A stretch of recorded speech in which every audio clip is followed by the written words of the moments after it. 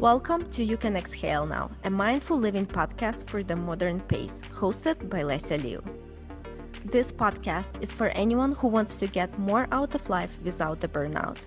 Because when you learn to take proper care of yourself, you have more energy, a more positive outlook, and more gratitude for life. And because you cannot reach your goals if you're tired, overwhelmed, judgmental, angry, and feel sorry for yourself. Each episode, you will learn actionable strategies for self-care, mental health, productivity, better life-work balance, and happiness from coaches, therapists, and experts. Stop holding your breath. You can exhale now. Choose to be a more authentic version of yourself than you've been in a while. Self-care is an investment that will always pay for itself. Nurturing both your mind and body allows you to have more time to give now and in the future. More energy, more knowledge, more compassion, more kindness, more ideas, and even more strengths, both physical and mental. Yet, it feels like self care is making its big comeback these days. And while there are many therapists and medical professionals and even scientists cheering for it, there seems to be an equal amount of people who do not take it seriously and consider self care to be something extra. And we all want to look and feel good, and we seem to know what to do to achieve those things. It's old news that we need to take care of our bodies and our minds, yet often theory and practice diverge. So, why is it so hard for us to take care of ourselves? The influence of our parents lays the foundation for either our benevolent or, on the contrary, neglectful view of ourselves. And our self perception is formed at a very early age by the words, actions, and view of adults that surround us. And if this experience was positive, we develop a healthy view of ourselves, our bodies, and the power of our minds. Otherwise, when we reach a conscious age, we begin to express dislike for ourselves in different ways. It can be we start eating poorly, we refuse to take care of ourselves, and we let ourselves go both mentally and physically. Many feel guilty when they spend time on themselves. Others believe that taking care of yourself is an idle and pointless activity, as their parents again taught them. And many mistakenly perceive self care as a manifestation of selfishness. For example, they are ashamed to spend money on a manicure that could go to a movie with a child. It is difficult for them to take care of themselves. It's awkward to spend an hour in the bathroom instead of playing with their children. A lot of people say, I don't have time and money. And it's probably the most common excuse not to look after yourself. For some of us, taking care of others is easier than taking care of ourselves. Most often, such denial is copied from parents. But think about it because it will be passed on to your children. Therefore, it is important to learn to recognize and satisfy your own needs. Then it will be easier to teach this to your own kids and thereby help them become happier. So let's examine the most widespread misconceptions about self care. You might not even realize that some of these are running in the background in your own thinking patterns. The first one is that self care is something big and scary and takes lots of time. This one is probably one of the most common misconceptions or arguments against taking proper care of yourself. And this is simply not true because self care is a concept of self care can take on many different formats. I can't stress this enough that self care looks different for everyone and depends heavily on your own preferences and interests. Self care can be emotional, physical, spiritual, and hopefully combine all three in some proportion. For example, drawing a warm bath with Epsom salts might be a great way to relax after a long, tiring day at work. Add to it a good music or audiobook that lets you relax your mind and drift away, and now you're taking care of your brain as well as you let it relax and wander.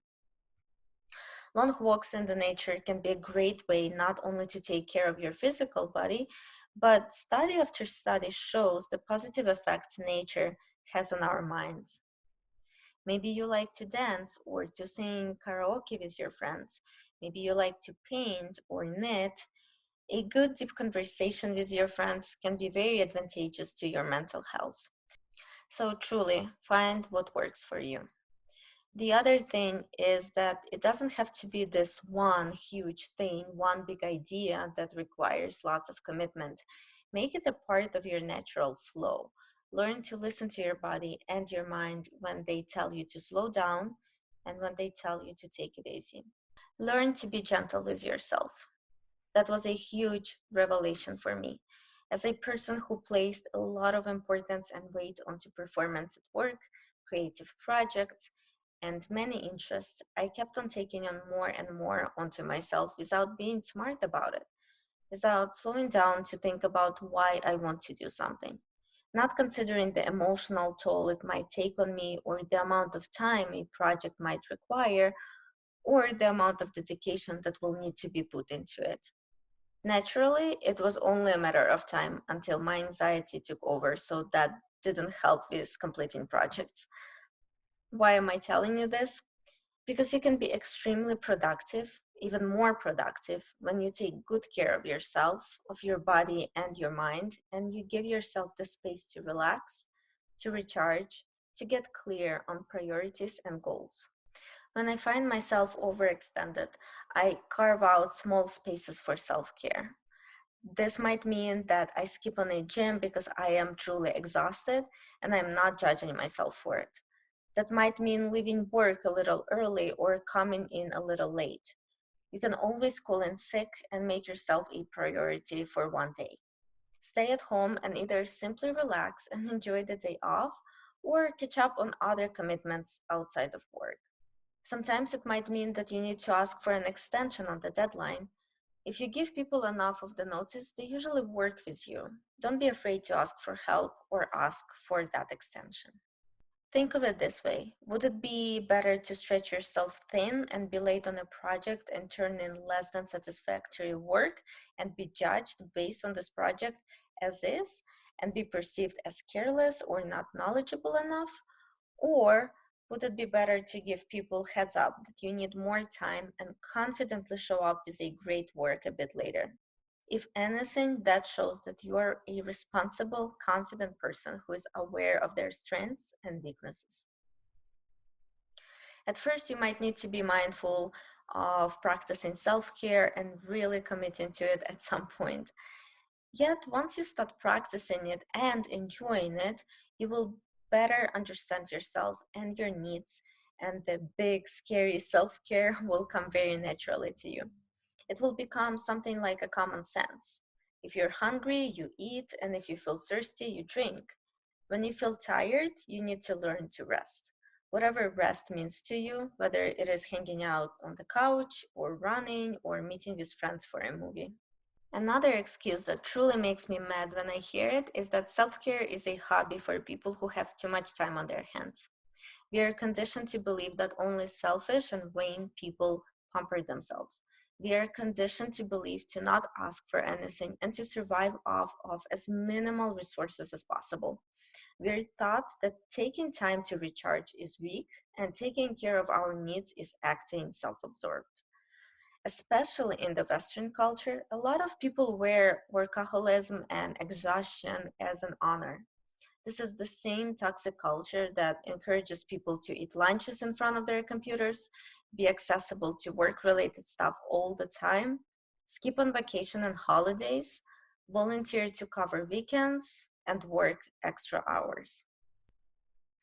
We are led to believe that somehow working 60, 70 hours a week will end once we get that next promotion. We are led to believe that we will enjoy more money and more freedom when we reach some step in a ladder.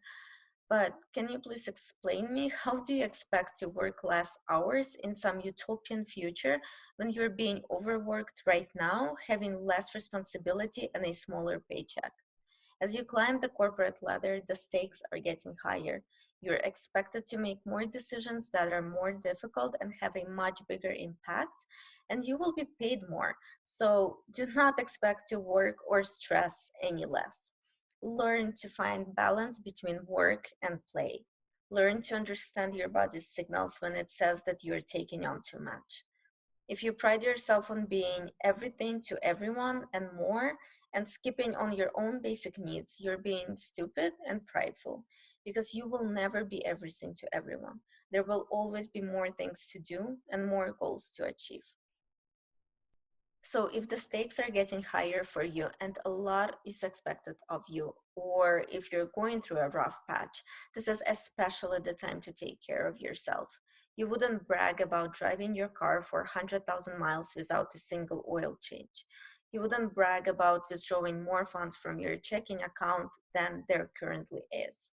You wouldn't brag about feeling thirsty for 3 days and intentionally not drinking any water for 3 days. Then why it seems like people are bragging about sleeping 4 hours a night, about working 14-hour days, about not taking any paid vacation or sick days? Think of your well being as a good old checking account. If you have $100 in that account, you wouldn't withdraw $120 in cash because you would be penalized by fees that are even bigger and more painful, or your bank would simply deny you in this transaction because you do not have those funds available. So if you're doing a lot and achieving a lot and you keep withdrawing money from this account, you better make sure you have the amount you need in there to begin with. You don't want to be hit with penalties. You want to continue the good, trusting relationships you have with the bank. If you withdraw lots of resources, you better have plenty of them deposited. And speaking of the bank metaphor, many people think that self care is expensive. Of course, the more money you have, the more accessible self care becomes to you. There is no denying in that money enable us to do more of what we like and have elevated experiences. Clearly, a massage session is not a necessity for most of us in the traditional way. Massages, unless they're prescribed by a doctor for a specific condition, are just nice. They feel good and they're not cheap. And if you do not have money to pay your rent or your car payment, or you live paycheck to paycheck, paying for massages might seem overindulgent. Therapy is very expensive here in the United States. Therapy might seem a little more necessary than massages, especially depending on how severe the symptoms and or the disorder are. Yet for a majority of people, frequent visits to a licensed professional might seem out of reach or just scratching the budget way too much. Unfortunately, this is a current situation, and hopefully, something will be done in the coming years as the stigma loses its power and people realize that some sort of therapy might be beneficial for a majority of us in some point in our lives.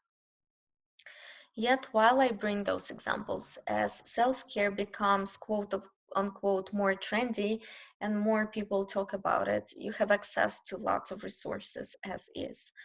Again, depending on what your self care routine looks like, a walk in the nearby park will not cost you anything. You might buy inexpensive crafting supplies or browse Groupon for a deal on nearby dance classes. By the way, there are lots of massage options on there too. Going with friends to a movie or renting a movie and hosting your friends over for a dinner should not put an unbearable strain on your budget. If you'd like to start journaling, you do not need a fancy journal for $40 that is pure marketing. You might use any regular cheap notebook or a free app with journaling prompts. You can make your own soaking salts at home with, you've guessed it, cooking salt. Find your favorite flavor of tea and schedule a 15-minute break for yourself daily with your cup of tea. Make it into a small, safe self care ceremony where while you sip your tea, you do not check your email or your phone. You're just there tasting your tea and taking in any sensory information that is coming in. If you'd like to start a yoga practice but do not have money to pay for classes at the trendiest studio in town, start with YouTube videos. There's so many yoga teachers and even therapists on YouTube and Instagram who share a wealth of information for free. You just need to be willing to spend some time to learn slower. And you can probably tell I get very excited talking about this. Finally, there is another misconception that self care is a hoax. It's a marketing trick, a trend that will pass because people haven't done self care for centuries. They worked hard, and after a day of hard manual work, no one needed a therapist or aromatherapy to fall asleep. Well, I would agree that after a day in the field, chances are you go to sleep effortlessly. Yet that does not mean that people haven't taken care of themselves in other ways. One thing to consider is that even though work was much more exhausting, the life was much more simpler too. We ate the same foods for centuries, the air was fresh, we woke up with the sun and went to sleep with the sun. We were much more an effortless part of the nature and its cycles. We respected that. We also approximately knew how much work could be done in a day with our hands. With modern technology and gadgets, we often overestimate how much can actually be done in one day. People were naturally more physically active. There were much clearer roles in society that not a lot of people try to defy. People were never faced with so many choices like we do today. Everyone knew their role. I would argue that for centuries, people were more mindful naturally. They didn't have so many gadgets to entertain themselves with, they didn't have so much information coming their way. So, yeah, modern self care might look different from ways our ancestors took care of themselves, but the basic need for feeling of safety, satisfaction, pleasure, feeling of purpose, and all these basic needs hasn't changed. So, where to start taking care of yourself? Write on a paper 3 sentences that start with a phrase I want. Draw a line, write 3 sentences below, beginning with the words I have to. And now consider how the first phrases differ from the second ones and how should transform into I want. If this is difficult, leave this task for a while. Self care should not begin with self torture, and the more you do it, the better you will become at knowing exactly what you want. The second step is to be aware of your actions and focus on sensations. When we act mechanically, we do not enjoy any process itself, and this is a very important component and the key to the effectiveness of any action. So, if you've decided to start taking better care of yourself, might as well enjoy it. Then I would also say that you need to choose the type of activity you like and not because it helps, let's say, burn more calories or that it's good for you or all your friends are doing just that. Dancing, yoga, swimming, the only sure way to take care of yourself and stick to your new routine is to listen to what your body wants. The other thing that might help you with that is to find an accomplice. If you're shy or afraid to go to the gym alone or can't get started on a specific new habit you'd like to have, take your friends with you. It is more fun together, plus, you will have an accountability buddy, and that usually helps quite a bit. Also, do not forget that sometimes you just need to start. Start small. It is always easier to start a habit with the smallest step that doesn't overwhelm and scare you. As you build on the new habit, every next step will seem less intimidating. Start with the tiniest nice thing you can do for yourself, even if it is just a warm, foamy bath, a body scrub, candles, and other elements to help you relax. Household chores can wait an hour. Also, make a schedule. Clearly decide every night to spend 15 minutes on yourself. And it's even better if you can have a very specific schedule. So, for example, on Monday, I'm doing a hair mask. On Tuesday, I go to the gym or to the bar class. On Wednesday, I spend quality time with a loved one, not talking about the work, etc. When it is scheduled and added to your calendar, it usually gets done.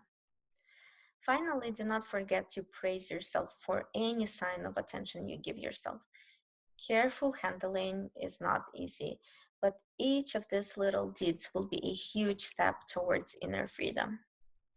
Investing in yourself truly makes a difference in your life, your overall well being, and your ability to not only survive, but to truly thrive, enjoy your life, and perform to the best of your ability.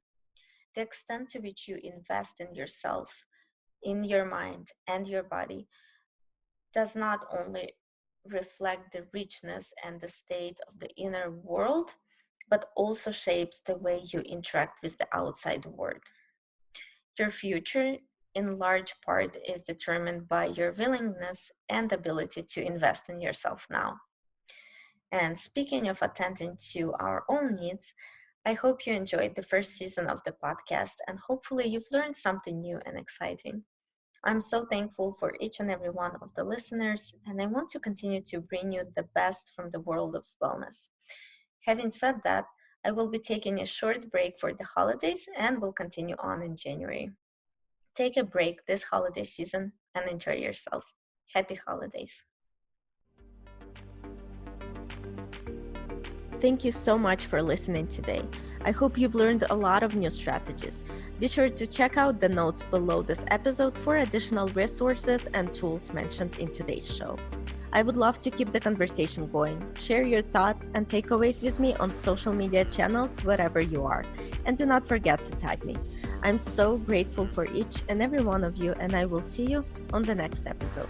If this podcast has helped you even a little bit, please leave a review and subscribe so that we can help spread the message together.